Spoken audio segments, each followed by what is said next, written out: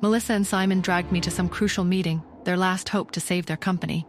And who was sitting there, all cool and collected? Justin. He wants the Carefree Pill formula, the one Mom invented. He said it was the only thing that would make the meeting worthwhile. I offered him the original formula, the one I can produce. He agreed, just like that.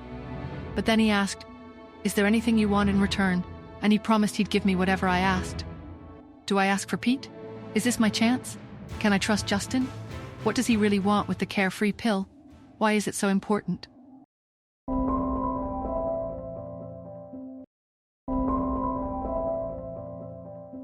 Will you give me whatever I ask for? I asked Justin. Yes, he said instantly. I took a breath, willing myself to say what I wanted here to say. I want your... Justin grew impatient. Go on. I exhaled. Your forgiveness, I said finally. Justin hesitated. Then, after a long pause, he spoke. I can try. I nodded. That's enough for now. With that, he turned and walked away, disappearing into the crowd. Soon after the meeting ended, we came home to Anderson Villa. Everyone sat in the living room. I stood near the doorway, watching as Simon spoke into the phone. Cheryl says they've already produced 50 pills based on the formula you gave her. His voice was almost breathless with disbelief. I can't believe it works. We really can mass-produce the Carefree pills. Melissa's voice was soft and thoughtful. It seems Yvette did improve the formula after all, and now Nora's brought it back to us. Melissa stood and moved toward the kitchen, her hands busying themselves with the dishes. Then, without looking up, she spoke gently. Nora, would you like to help me in the kitchen? I nodded, stepping in beside her. We worked in silence for a moment. But then, Melissa, who is Ian Smith? She froze. But then she took a deep breath and spoke. Have you heard of the Smiths of New York? I shook my head. No, I don't think so. Your mother was once engaged to Ian Smith. I nodded as Melissa continued. For a while. When I first heard your last name, I thought, maybe she was pregnant with Ian's child. But no, different Smith. Melissa continued. Anyway, Ian Smith was unstoppable. Under his leadership, the Smiths nearly surpassed the Hunts. But then, your mother disappeared. She paused, and he fell, hard. I stood frozen. Melissa shook her head. He retired, left everything to his nephew. Joel Smith, I murmured. Melissa nodded. Joel took over, she said, her voice quiet. But Ian, he never moved on, never got married.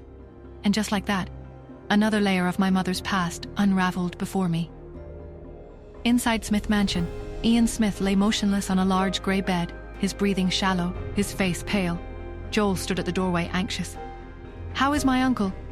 Tina, standing near the bed, answered without looking at Joel. His body is failing. His will to live is gone. A heavy silence fell over the room. Then she spoke again. There has to be another way, she said, desperate. Joel hesitated, choosing his words carefully. There may be one, he finally admitted. Tina's head snapped up. What is it? Joel didn't respond immediately. Instead, he opened his palm. Inside, resting in his hand, a half pill. Tina sucked in a sharp breath. That's... Joel nodded before she could finish. The Carefree Pill. His voice was quiet. Tina's eyes widened. But that pill is worth a fortune, she whispered. Joel slowly closed his hand into a fist. Have someone buy them, he ordered. Quietly. Tina gave a small nod. The Andersons won this round, he admitted. But if we don't make a move, they'll rise above us. Don't worry, Tina assured him. I'll handle it. Nora Smith and the Andersons will be crushed. Back home, Grandma and Melissa led me into the study after dinner. Mrs. Anderson's eyes, now fully healed, scanned my face with kindness and curiosity. Cherry must be 8 now, she said gently. It's not good for her to stay home all the time. Aren't you going to send her to school? I've thought about it. I met Melissa's gaze. Which is the best school nearby? The best around here is Golden Sunshine School. Grandma frowned. It's hard to get in, though. I tilted my head slightly. Why? It's the best in New York. The students come from elite, wealthy, or powerful families. I nodded slowly. What do they look for? Melissa's expression turned thoughtful. Parents must either be exceptionally talented or very wealthy. They evaluate the family's status as much as the child's ability. I narrowed my eyes. What qualifies as a special talent?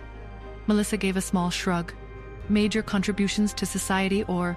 She hesitated, then added, holding a top-class black card. I knew what that meant. An unlimited credit card. The kind of wealth that wasn't just money. It was power.